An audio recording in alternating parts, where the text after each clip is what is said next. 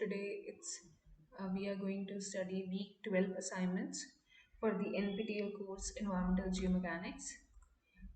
Let's go ahead. It's a very small assignment. So the first question is about the electrical conduction. Electrical conduction in most of the saturated geomaterial is result of. So when you say conduction, right? So conductivity is a function of charge and charge is a function of ions, right?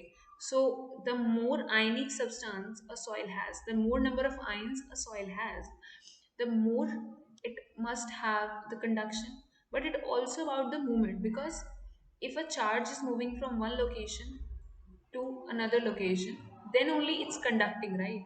So the movement of ion is the answer. Hydroxyl ion is one of the ion that could be present, but it is not the only requirement.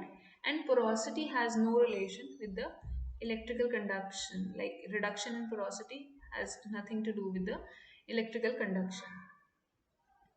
Now question 2 is that presence of dash in soil reduce the flow of AC through them. So AC is a non-heating current. It is generally used in the measurement in soil. So in a soil mass or in a geomaterial, if there is less hindrance, there is more flow. Okay, and if the pores are more connected, then there is more flow of AC or easy flow of AC current. But so moisture has no effect. It actually would be helpful for the AC, and contaminated water also would not have effect. But organic matter, which is the uh, it's actually clog the pore. It could lead to the closing down of the pore, and it hence actually would reduce the flow. So more the organic matter, there is more compaction and there is reduction in the flow of AC. Now question 3 is about the magnetic characterization of geomaterial. Uh, and it says that it is because of what? So we know that magnetic characterization is due to dielectric response, because we know that in electrical characterization we have the dielectric response. Similarly, in magnetic characterization of geomaterial we also have dielectric response. But along with that, it can also work in multi-phase. That is, we know soil has different phases: air, water, mixture, all of that. So it is actually gives better result even if there is a multi-phase system which has both soil, air and water. So the answer is both of these.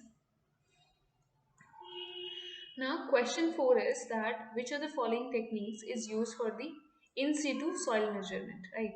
In situ means when you don't have to take the entire soil out of the system and measure the soil moisture. You can simply do it very easily. All of these methods are used for the soil measurement, right? Thermogravimetric, calcium carbide, TDR, IR moisture balance. All of these are for the moisture, but two of them, which is thermogravimetric and IR, they are for the ex situ analysis, and calcium carbide and TDR are for the in situ analysis of the soil mass. Now question 5 is MIP, which is the uh, mercury intrusion porosimetry, which is used to measure the porosity of a soil, can't be used for estimating the volume of dash pores. Okay, there are different type of pore in a soil mass or in a geomaterial. This diagram is actually available in your in the lectures. So passing is a pore which is a very large pore, formed by the connectedness of lot of small pores, right? So then there is interconnected, where two or more pores are interconnected. Then there is dead end, when there is the pore does not lead to any other pore. And there is closed, which it means a pore which actually has some impurity, organic matter, something on it, which leads to its close down, right?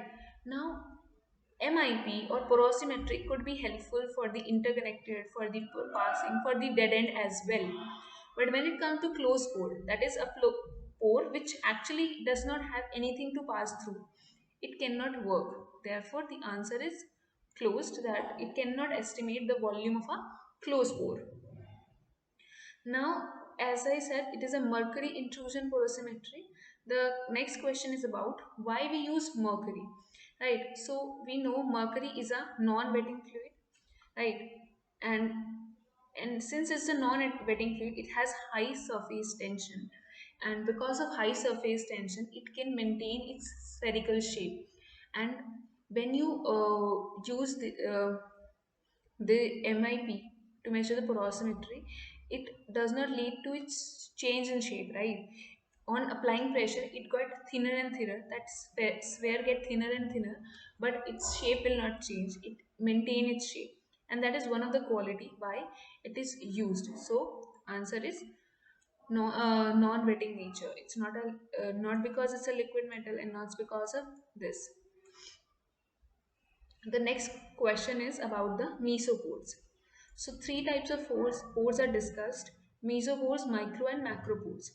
Micropores are which are less than 2 nanometer in dia. Macropores are more than 50 nanometer in diameter, and mesopores are between 2 to 50 nanometers. And it's also given that the example of micropores are in zeolite and silica fumes, we get micropores. In cement, rock, we get macropores. And in alumina, polymers, and industrial catalyst, we use the mesopore. So answer is, so zeolite is micro, silica is also micro, and cement is macro. So answer is polymer, which is the mesopore. Now next question is contact angle. So we know both the wetting and non-wetting fluid make contact angles. So wetting fluid like water make a contact angle of 90 degree. Sorry. First we understand what is contact angle. So let's say this is a surface. This black line is a surface that demarcate the solid and liquid. So there is solid, and then there is a droplet, a water droplet or a liquid droplet, and then you make a tangent, right? And once you make a tangent, this angle is actually the contact angle. The angle that a solid and a liquid droplet make is the contact angle. So for a wetting fluid, it always will be less than 90. But for a non-wetting fluid like mercury, it will always be more than 90 degree. Now last question is about which of the following parameter is used to determine the pore size. So in the above we see that contact angle is 1. Now in MIB we use non-wetting fluid because of its high surface tension. So this is also 1. And then while putting MIP, we also apply pressure to determine the pore size.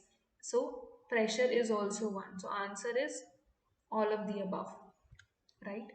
So this is a very short assignment. It's over. Thank you.